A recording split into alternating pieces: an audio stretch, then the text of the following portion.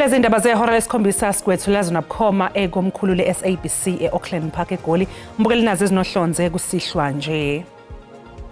The government proposes to increase the VAT rate by 0.5 percentage point in 25-26 and by another 0.5 percentage point in the following year. Zemali uEnoch Godongwana ugcine ekwazile ukwethula isabelo mali kanti umemezele ukwenyuka kwentengo yempahla ethengwayo ngo-0.5 wamaphesenti kulonyaka wemali kanye nangonyaka ozayo. Uba decide ubabona mabanyuse iVAT lonto ibonisa ukukhohlakala okungapha ya. Yehlukene ke imbono yamaqembu ezombusazwe ngemva kokwethula kwesabelo mali kanti iDA yona isonge ngokuthi angeke yeseke ukuvotelwa kwalesabelo mali. The number is 14 and we have this limb that is number 15 that is with our forensic pathological services that we have kept. Sesanyukele kwaba yi-14 isibalo sabantu abaphangalale engozini yebhasi edlule nabantu abayi-13 emgwaqeni R21 ekuruleni. Dr. Patrice Motsepe and confirmed him as the new president of CAF.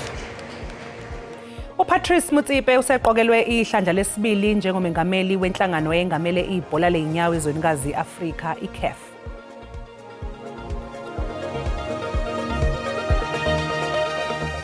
Mbukeli sikubingelele sikwamukele indabeni zakusihlwa igama lami uNoxolo Mamtshali wakwamwali sibonga kakhulu ukuthi uhlanganyele kanye nathi namhlanje kusihlwa.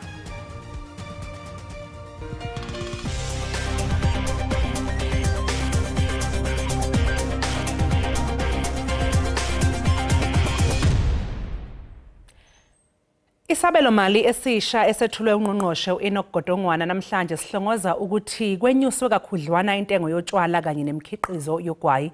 uNgqongqoshe uphinde wamemezela ukuthi kuzokwenyuka izibonelelo zikahulumeni ezithile. Ekugqibeleni umphathiswa ude wakhwela eqongeni wenza intetho yohlahlo lwabiwo-mali.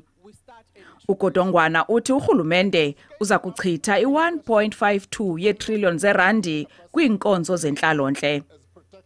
Nakuba ebegxekwa uyenyusile irhafu ngo-0.5% kulo nyaka, kodwa uthi ukuba izinto zihamba kakuhle baza kuphonononga lo mbandela. I can tell you now, no Minister of Finance is ever happy to increase taxes. We are aware of the fact that a lower overall burden of tax can help to increase investment and job creation and also unlock household spending power. Ubhengeze umnyinyiva wokukhawulelana nokwenyuka kwerhafu. Expanding the basket of zero-rated items to include vegetables, dairy liquid, blends, meats and poultry products. We are also not increasing the fuel levy for another year, saving consumers around 4 billion. Irhafu yeziselo ezinxilisayo, icuba lenqawa kunye nesika iza kwenyuka ngo-6.75%. Ngelixa umdiza kunye nevaping uza kwenyuka nge-4.75%. Ukwabhengeze ukwenyuka kwemali yendodla. Because of the reduction in the VAT, I had to reduce the 150 to 130. The child support grant by 30 rand, the foster care grant by 70 rand. The COVID-19 social relief in its current form will be extended by a year to March 2026. Ngoku kuxhomekeke kwipalamente ukuba iluphumeze okanye ilukhabe oluhlahlo lwabiwo-mali. Tingilulama Matya wendaba ze-SABC eParlamente eKapa. Kusenjalo amaqembu ezombusazwe aphawulile emva kokwethulwa kwesabelo mali. That a VAT increase is the right way to proceed, especially if it is not accompanied with bold economic reforms. They're going to focus on going for growth. When you begin to talk about sitanile CMK party besicinga ba noko ANC ivile ndoba uthini uluntu xa lulonke uba ba decide ubabona mabanyuse iVAT lonto ibonisa ukukhohlakala okungapha ya. Siyasemukela lesabelo mali esethulwe ungqongqoshe ngoba besiphikisene nemali enkulu ebizwa ba iVAT u2%. Ibudget ayibalancing ngoba abantu abaxhamla kwi-social relief distress grant abaphangeli ngoba i-economy yethu ayikhuli. Khangathethe ngo bazawasika kanjani amanqatha wabo. So umphathiswa wezemali uye khona izinto ezilungileyo aye wazenza kwintetho yakhe namhlanje. Okokuqala uyithobile lana ntsika la tax ibiza unyuka ngo2%. Namhlanje kuyacaca uba umbutho urhulumente walapha eSouth Africa uphelelwe imali. Uqale ngetax ezakwenziwa abantu babhatale iVAT baphinde babhatale ngemiholo yabo personal. Urhulumente uyabacaphukela abantu balapha eSouth Africa. Uyokhumbula apho kuba kube khona unyuko kwi-petrol prices, kwakhona unyuka kwi-electricity prices in the cost of living. Zonke ezinto zichaphazela abantu. Umgcini mafa kazwelonke usehlongoze ukunyuswa kwentela ekhokhwa uma kuthengwa ezinye impahla isuka kumaphesenti ayi-15 kwayi-16 kule minyaka emibili ezayo. Ungqongqoshe wezemali u-Enoch Godongwana wethule isabelo mali sakhe sika 2.6 trillion wamarandi ngaphansi kwesimo somnotho esibucayi. Kule minyaka emibili ezayo kulindeleke ukuthi intela ekhokhwa uma kuthengwa ezinye izimpahla inyuke ngephesenti elilodwa. Lokhu kusho ukuthi ke mhla lulunye kuNhlaba kulindeleke ukuthi iVAT inyuke ngo0.5% bese kuthi ke nangonyaka ozayo iphinde inyuke ngesibalo esifanayo. The revenue needed, the government proposes to increase the VAT rate by 0.5 percentage point in 25-26 and by another 0.5 percentage point in the following year. This will bring the VAT rate to 16% by 26-27. uGodongwana uthi kulonyaka kulindeleke ukuthi isamba semali ebolekiwe sinyuke ngamabhiliyoni amathathu wamarandi uma kuqhathaniswa nalokho obeqaguliwe. Debt service costs will amount to 389.6 billion in the current financial year. This translates to 22 cents of every rand we raise in revenue. It is more than what we spend on health,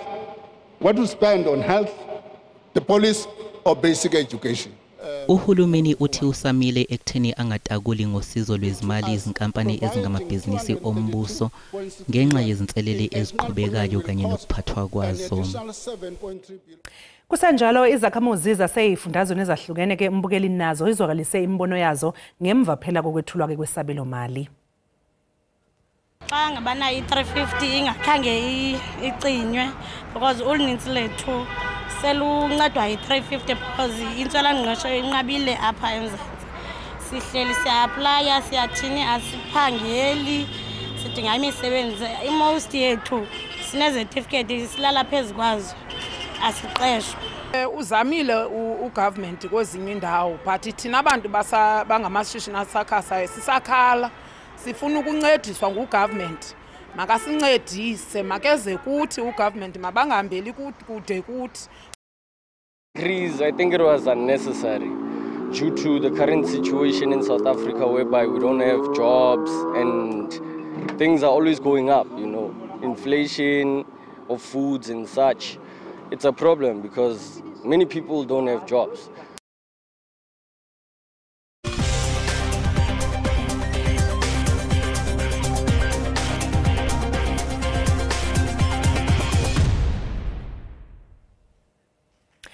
Inkantolo yaseMalawi isinqume ukuthi umfundisi uShepard Bushiri kanye nomkakhe uMary kufanele ukuthi babuyiswe kuleli ukuze bezobhekana namacala abathweswe wona.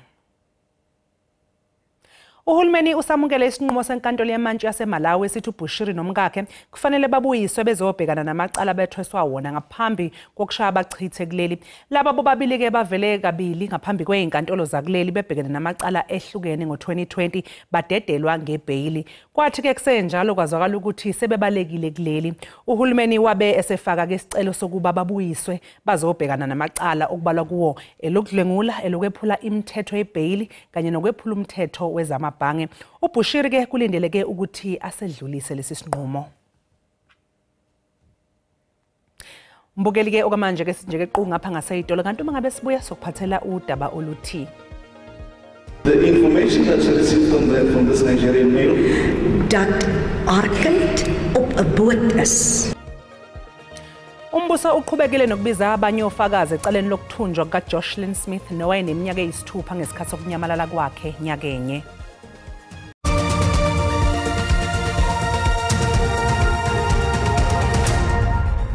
Siphinde sikubingelele mbukeli sikwamukele mangabe usanda kungena udabeni oluphambili besibike ukuthi Ungqongqoshe wezemali uNoku Godongwana ugcine ekwazile ukwethula isabelo mali kanti umemezele ukwenyuka kwentengo yempahla ethengwayo ngo-0.5% kulonyaka wemali kanye nangonyaka ozayo. Mbukela sikukhumbuze ukuthi lezi ndaba zatholakala ku-YouTube na ku-SABC Plus ungena kuzo nje uyicinge ngamagama athi SABC izindaba na kanjani uzoyithola ngomnjalo bazo. Umbuso uqhubekile nokubiza abanye ofakazi ecaleni lokuthunjwa kaJocelyn Smith nowayeneminyaka eyisithupha ngesikhathi sokunyamalala kwakhe nyakenye. uNico Steven Khotsiya utshele inkantolo ukuthi wayeqala ukuhlangana noKelly Smith ngo-2016 kwenye inkonzo yomngcwabo yelungu lomndeni. Uthi babe sebexoxa ngezinye izinto kwathi ngongcwaba ka-2023 uSmith wamxoxela enye indaba eshaqisayo. Uthi wazama ukumbuza ukuthi uyapi futhi izingane uzozishonisaphi uma ethi uyazihambisa. Owayenguthisha kaJocelyn Smith uthi emva kwezinsuku ezine enyamalele wezwa ngomama wakhe ukuthi uthole ucingo kumlisa ngamazi ethi indodakazi yakhe isemkhunjini olibangise entshonalanga yeAfrika. Die inligting wat sy van die Nigeriese man ontvang het, the information that she received from this Nigerian male dat haar kind op 'n boot is, that her child is on a boat binne in 'n container, inside the container. Ngokusho komunye wofakazi owayeyingxenye yokuthungathwa kwalentombazanyana uthi umama kaJocelyn Smith wakhombisa ukungabi nandaba futhi wayengazixakina kancane kokulahleka kwengane yakhe. Hello, I'm coming to Saldanha to help with the search. And she wasn't doing pleased with it at that time, but me being a mother myself, you know, I still came to Saldanha. Leli icala lizoqhubeka kusasa. Bayishumi sebebonke abantu abaphangalale engozini yebhasi ku-R21 ngasesikhumulweni sezindiza i-OR Tambo eGauteng. Ngokombiko wehhovisi lomnyango wezempilo esifundazweni abayishumi bashonele endaweni yenhlekelele kwasekuthi kababili bona bashonela esibhedlela. Owengamele ezempilo esifundazweni uNomantu Nkomo Ralehoko uhambele esibhedlela ethembisa ukwelashwa kuso iningi lalabo abasinde engozini yayizolo.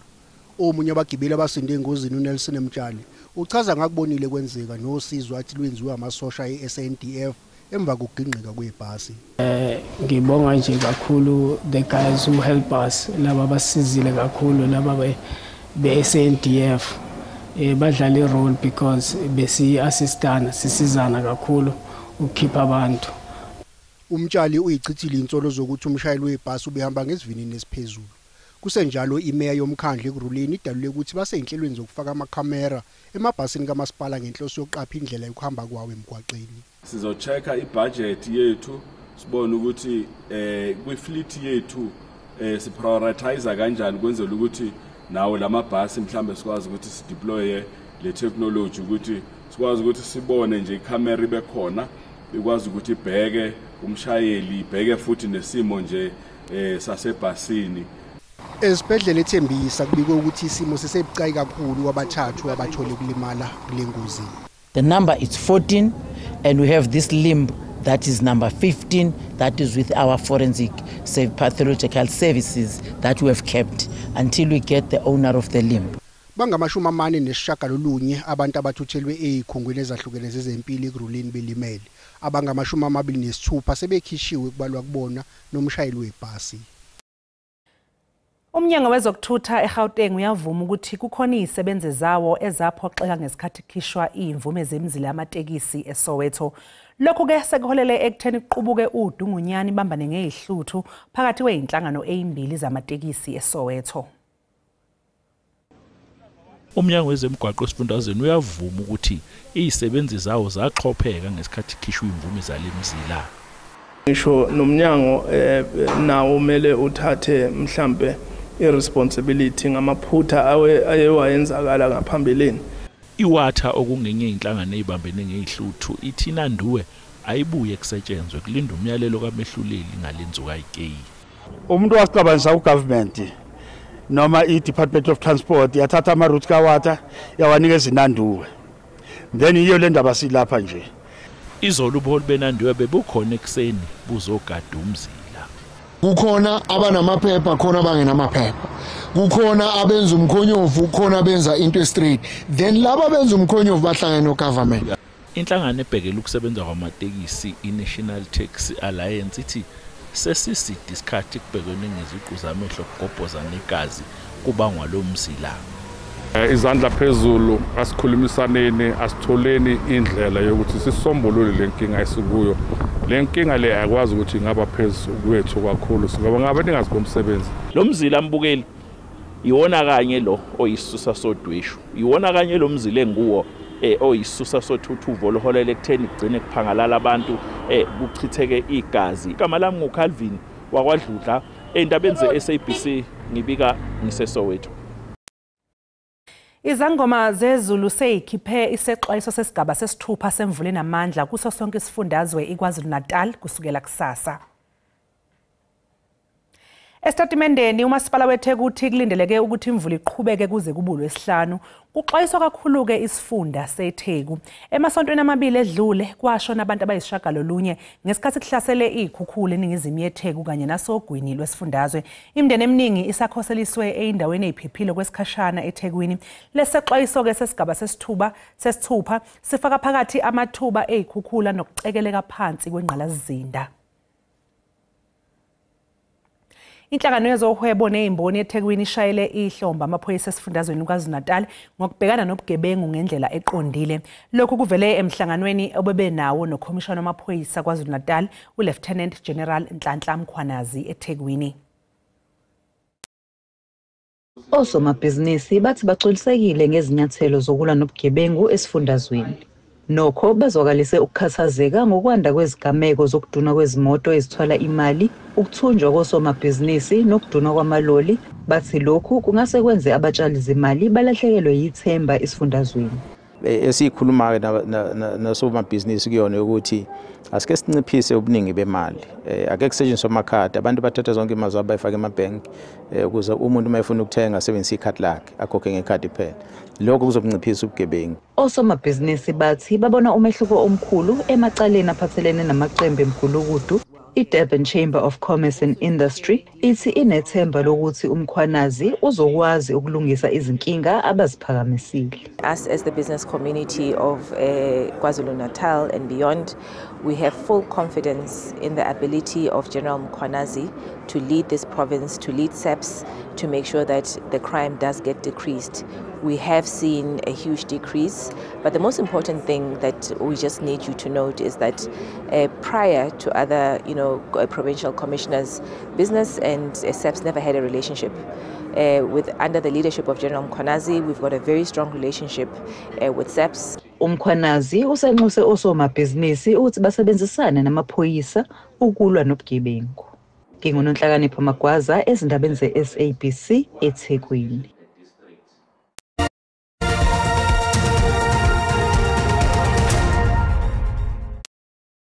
Double Big Mac? Never. Oh, yes, we did. Chicken Big Mac and Double Big Mac are here. uPatrice Motsepe uthi kuzofanele baqhubeke nokudlondlobalisa ibhola likanobhutshuzwayo ezwenikazi Afrika. Usho lokhu emva kokuqokwa kwakhe ihlandla lesibili njengomengameli weCAF. Uphinde waqokwa njengomengameli weCAF emva komsebenzi akawenzile omuhle kwelokuqala ihlandla lakhe. Emva kokuqokwa kwakhe kokamuva uthe kuzofanele beqhubeke nokwenza kahle. There's a revolution taking place in African football. There's a revolution taking place in African football. And we are honored and privileged to be part of that revolution. And part of the revolution is in the results. Is Morocco in the semi-finals of the World Cup with all of the nations in the world. Is the AFCON in Cote d'Ivoire being watched by 180 nations. It has never happened. Ngaphansi kobuholi bakhe kwenzakale lukhulu ebholeni lasezwenikazi Afrika. Yena ugcizelele ukuthi inhlangano ibophezele ekuthuthukiseni ingqalasizinda yezemidlalo. We have made big progress. In 2021 there was approximately 36 countries that were not playing their football in their nations. Umsebenzi azoqala ngawo uqinisekisa ukuthi lukhona ubumbano ngaphakathi kule nhlangano. Uthi lokhu uzokwenza ngokuthi aqinisekise ukuthi bonke abangaqokelwanga esigungwini esiphezulu sa iCAF bazizwa beyingxenye yomndeni walo ibhola likanobhutshuzwayo ezwenikazi. Mbukeli umhlahlo wesimo sezulu uzolandela ke emva kwekhefu noMadlamini. Kuphina phanisameleni khona emakhaya sinibingele sinamukele nanku umhlahlo wesimo sezulu sakusihlwa kanjalo nakusasa kulendleki ihlambiza emvuleni namanje ehambisana nokuduma kwezulu kusukela kumakhelwane bethu eBotswana kanjalo Namibia kuhlele njalo enxeni maphakathi nezwe kanti ke zilindelekile kusukela lapha enxeni ese-Eastern Cape okela eNorthern Cape ngale kalokho sizobe nje qwaqwa ngamafu enxeni eseningizimu libe nemoya namandla kakhulu ke engasogwini kanti ke kusasa le ihlambiza emvula zilindelekile kusukela nje enxeni enkulu esenyakatho yezwe maphakathi nezwe kuhlele njalo enxeni ezilapha eMpumalanga egudla eyifundazweni esigudla oku Mpumalanga kanti ke ngasogwini kulenele ukuthi lidlive ke izulu lehlambiza imvula ezobe sihambisana ukuduma kwezulu kanti imoya izoba namandla kakhulu ke ngasogwini oluseKapa kanti isixolisa lapho ngaso lehlambiza imvula enamandla kakhulu ehambisana ukuduma kwezulu kunobungozi kusukela khona lapha eNorthwest ukele sifundazweni eseGauteng kanjalo naseFreystata zilindelekile kusukela eNorthern Cape kwehlele njalo esifundazweni esilapha eEastern Cape imoya izoba namandla kakhulu ngasogwini olusentshonalanga kanti ke le moya salindelekile ke kusasa engxenyeni nje eningi ugwini oluseningizimu ukela kusentshonalanga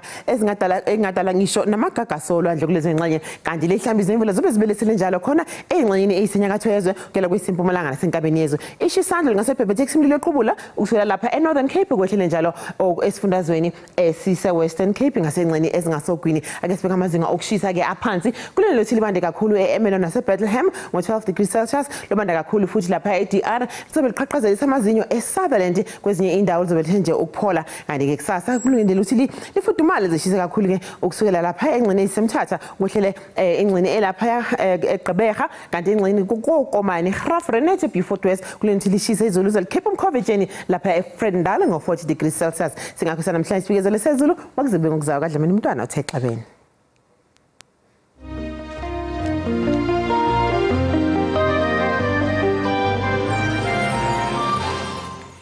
Mbukelisi sibeka lapha ke bese kuphathele zona ngolikamageba kusasa bakhona oza kwethu neindaba zolwimi losixhosa nibe nje nobusuku obuhle nisale kahle.